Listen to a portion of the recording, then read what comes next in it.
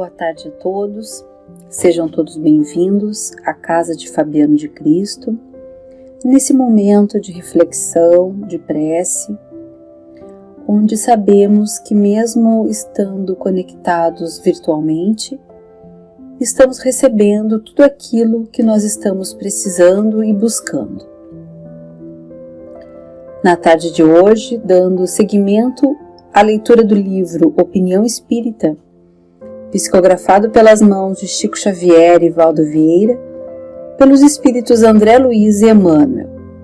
A lição de hoje é a lição número 25, com o título Práticas Estranhas. Muitos companheiros, sob a alegação de que todas as religiões são boas e respeitáveis, julgam que as tarefas espíritas nada perdem por aceitar a enxertia da prática estranha, a simplicidade que lhes vige na base, lisonjeando indebitavelmente situações e personalidades humanas, supostas capazes de beneficiar as construções doutrinárias do Espiritismo. No entanto, examinemos sem parcialidade a expressão contraditória de semelhante atitude, analisando-a na lógica da vida. Criaturas de todas as plagas dos universos são filhos do Criador e chegarão um dia à perfeição integral.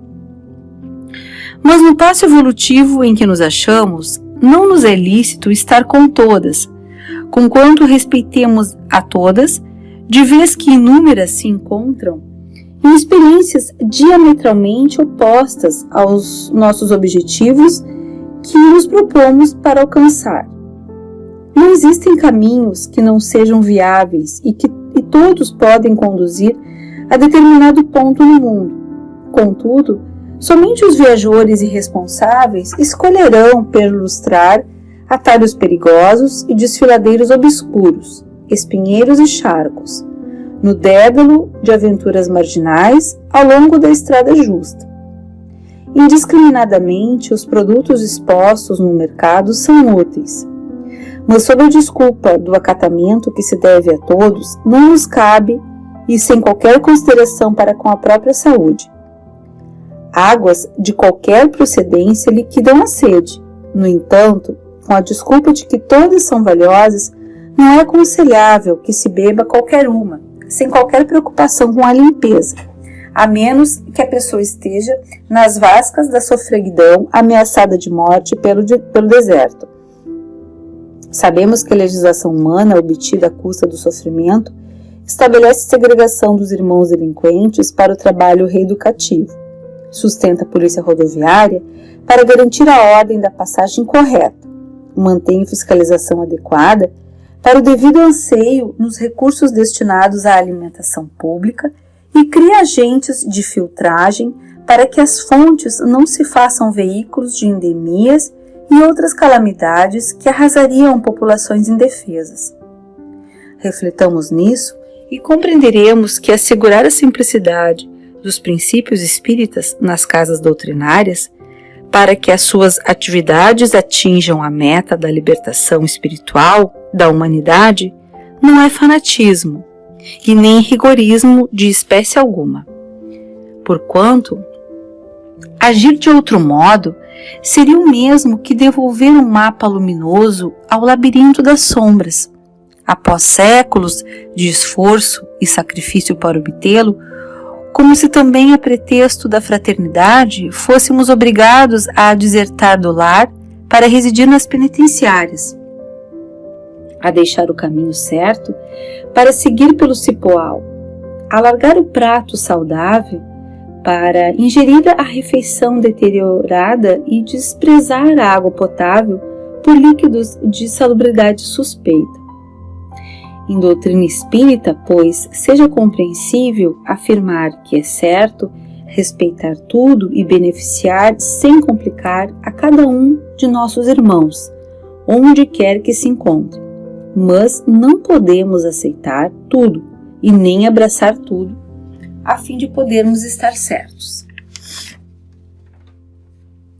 O Espiritismo, meus irmãos, é uma doutrina dos espíritos, dirigida aos homens e codificada por Allan Kardec. Essa doutrina espírita, ela encontra-se então materializada em 5 obras fundamentais, que também são conhecidas como obras básicas, que são elas: o Livro dos Espíritos, o Livro dos Médiuns, o Evangelho segundo o Espiritismo, o Céu e o Inferno e a Gênese. O movimento espírita é o resultado do trabalho dos homens em prol da divulgação da doutrina espírita. E como célula essencial ao movimento espírita, nós encontramos a Casa Espírita, uma instituição com funções bem definidas e totalmente vinculadas aos fundamentos doutrinários. Aí vem a importância, então, meus irmãos, do estudo. Segundo Allan Kardec, devemos estudar sempre para espantarmos as trevas da ignorância. Em muitos centros espíritas, nós podemos observar que existem algumas terapias, como uma hidroterapia, cristalterapia, cromoterapia, enfim, terapias que são importantes, que têm o seu valor, mas que nada tem a ver com a doutrina espírita. São terapias que devem funcionar conforme os moldes legais, mas em outro lugar. Trazem os seus benefícios, ajudam as pessoas, mas não é espiritismo.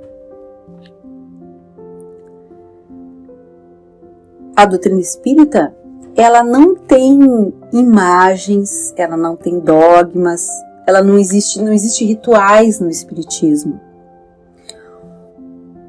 A doutrina espírita, ela vem trazer a nossa reforma íntima e que a gente se liberte do homem velho. Ela vem mostrar que o mais importante é nós sermos hoje melhor do que ontem e amanhã melhor do que hoje, buscando sempre sermos melhores conosco e com o nosso próximo.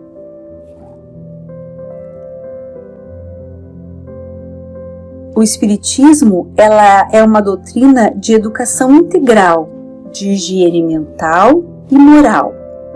É o retorno do Cristo aos homens na terra, renovando e multiplicando a esperança e a paz nas mentes e nos corações das pessoas. A Casa Espírita é bendita escola de almas, que nos ensina a viver. É iluminado hospital, onde acolhe a todos os doentes da alma. O Espiritismo vem nos libertar das amarras do passado.